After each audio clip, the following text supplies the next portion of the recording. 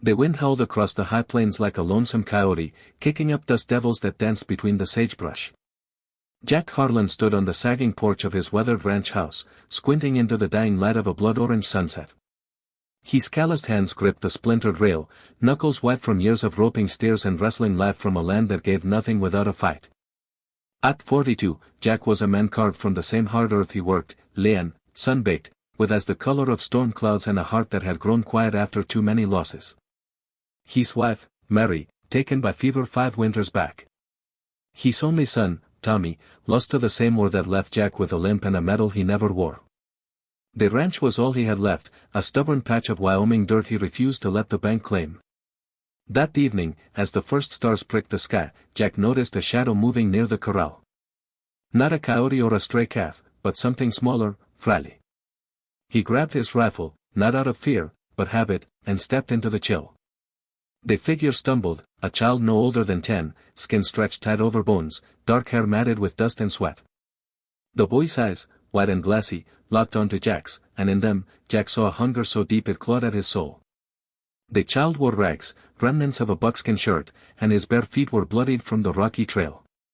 He was native, likely Shoshone from the reservation miles to the north, though Jack didn't know the boy's name or story. Didn't they need to? The truth was in the tremble of his lips and the way he clutched his stomach, as if holding himself together. Jack's first instinct was to look away. Strangers brought trouble, especially in these parts, where old grudges between ranchers and tribes still simmered like coals under ash.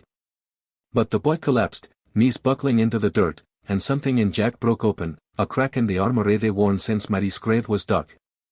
He slung the rifle over his shoulder and knelt, his bad leg protesting. "Hey, Keith," he said, voice rough but soft, like a man coaxing a spooked horse. "You're a long way from home."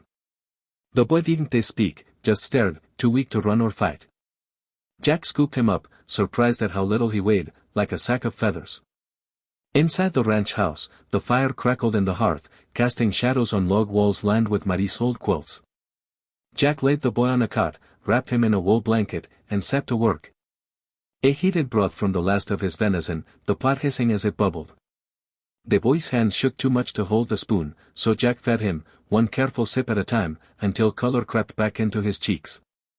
"Slow now," Jack murmured, more to himself than the child. "Ain't no rush." Hours passed. The boy, whose name Jack learned was Tala, meaning wolf in his Piopistan, spoke little, his English halting. "They wandered from the reservation," he said, after his mother fell ill and food ran scarce. A harsh winter had stripped the land, and the government rations, promised but late, left bellies empty. Tala had slipped away, hoping to find work or scraps, anything to bring back to his family. Jack listened, jaw tight, as Tala's voice faded into sleep. The boy's story wasn't unique. Jack had heard whispers of hardship on the reservation, but hearing it from a child's cracked lips made it real in a way that twisted his gut. Jack didn't sleep that night. He sat by the fire, staring at Tala's small form, the rise and fall of his chest under the blanket. He thought of Tommy, who'd been about Tala's age when they begged to ride the big stallion. Talked of Mary, who they have scolded him for hesitating to help. By dawn, Jack had made a decision. He hitched his wagon, loaded it with what he could spare, sacks of flour, dried beans, a side of salted pork, even a few of Mary's preserved apples. He woke Tala, bundled him in an old coat, and drove him north, toward the reservation. The boy clung to the seat, eyes wide at the rattling wagon, but he didn't speak. Jack didn't either. Words felt too small for what he was doing.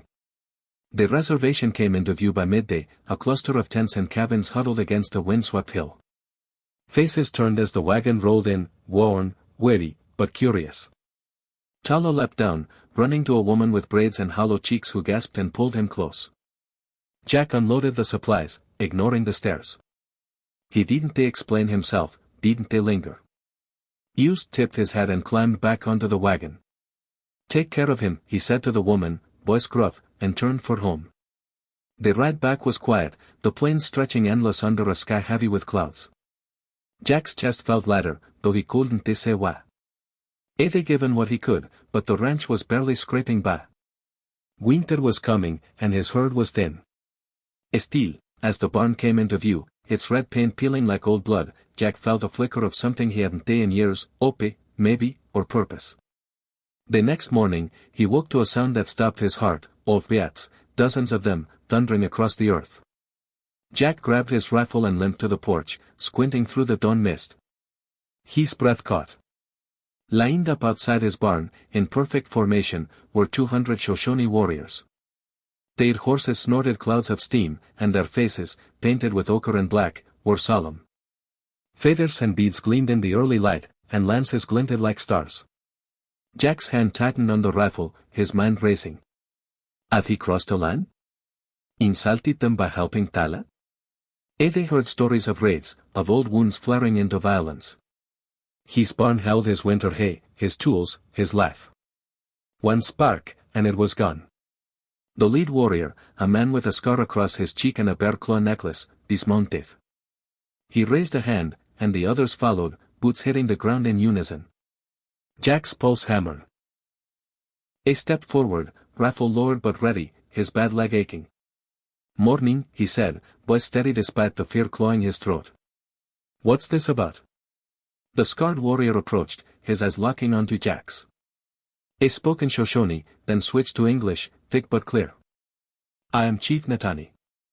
Tala is my grandson. Jack's stomach lurched. The boy was the chief's kin? They had no idea. Natani continued, you fed him.